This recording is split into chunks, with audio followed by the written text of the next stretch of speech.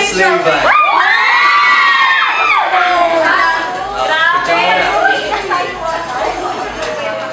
This is a real surprise. Tama? Everybody surprised? Yeah!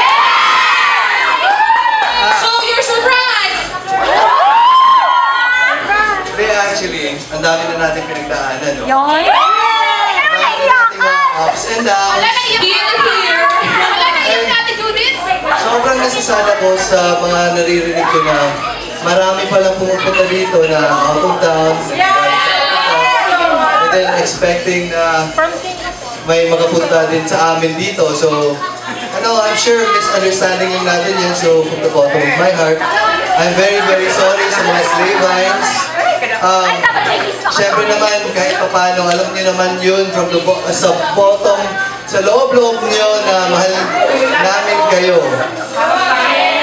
Totoo yun. Ano lang talaga, nagtatalka lang ako bakit ang dami-dami mga rumors na lumalabas na may na-receive ako sa Twitter na may workshop daw sana sa Cebu.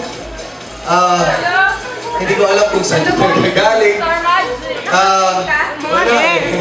Hindi ko alam kung saan ito yung naririnig. I'm sure miscommunication lang natin sa part namin, so sana we can put everything behind us and start anew, di ba? Siyempre naman, kami naman, we as na sinusuportahan nyo, hindi naman namin kayo tinitake for granted. Alam niyo naman yun. For sure, alam niyo naman yun. Love namin kayo. Kami ni Divine, nag-usap kami kagabi. Kasi hindi namin alam kung ano nangyayari.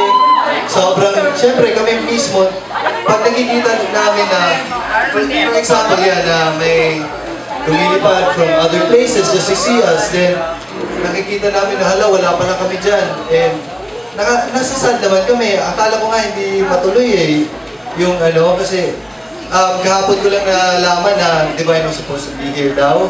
I don't know from her side kasi ayaw naman magsabi, pero alam niyo yun, na mahal namin kayo, syempre.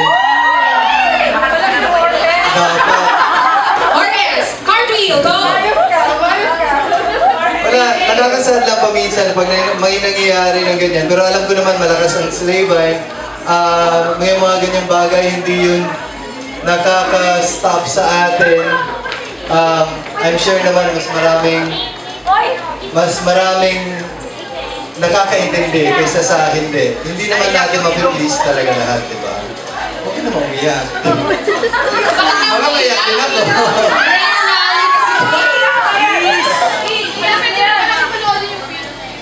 Maybe we could, but on behalf of everyone, I'd like to say this entire bunch, we were a bunch of eclectic kami. We're very... Alam ko naman talaga, sobrang passionate ang Slayvine. Syempre, some of us are passionate bashers. Some of us are passionate and articulate bashers. But then again, we don't apologize for it. We're intelligent fans. We're thinking fans. We say what we feel, and we think of what we say. We know the consequences and repercussions of what we say, and we, of course, are very surprised and pleased that you are here. And like any relationship, may ups and downs, may pag-aaway, pero in the long run, ang pagmamahalan pa rin ang importante. It's a purging process. In a few, malay nyo, may mawawala sa inyo dito. For some of us, this is closure. For some of us, this is an affirmation. Iba-iba tayo. We have so many reasons, different reasons why we are here. But the big point is he's here. We should be happy that he's here. So let's, a big round of applause. So, tingnan ko may umiiyak. Unblock me! Sino ba yung binablock ko? Alam mo kasi, ako, ganito to, kahit sa tingin nyo, artista ako or ganyan, hindi naman, tao lang din ako, nasasaktan din ako. You blocked me on the eve of my... Sino ba? Magkabatihan tayo ngayon. We are starting. Sino ba? Ano? Think of it this way though. mismo, may pagkamali din ako. Siyempre ako, tao na sensitive din ako pag mga ganyan eh. Yung kahit ako, kahit nababasa ko 100 positive tweets, then may nababasa akong, siyempre, alam ko ito, supporter ko sa akin, bakit ganito siya magsalita sa akin. Nasasaktan din ako. Siyempre, so, ako naman, ayaw ko nang mabasa, that's why it's not na I have anything against you, ayaw ko nang mabasa. Kasi masakit eh. So, ngayon, I'm asking for your apology, my sincere apology to you. So, let's start a new leaf and let's start unblocking grief.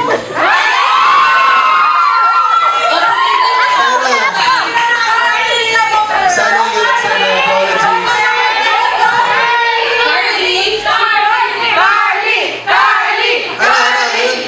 Ano yung Twitter name?